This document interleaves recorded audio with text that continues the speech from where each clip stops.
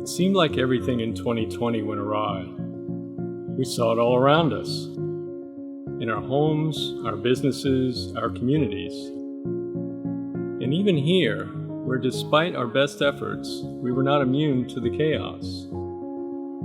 Yet, amid the fog of uncertainty, there were bright spots.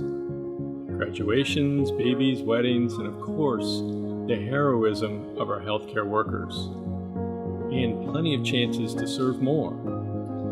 We contributed to dozens of our local educational institutions, helping them prepare students to thrive on their journeys.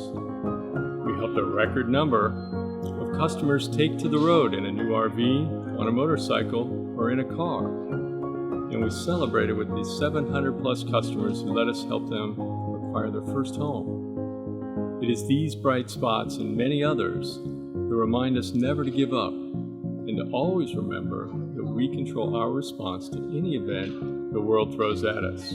We choose to focus on the bright spots. Join us as we look forward to 2021 and find the bright spots together again next year.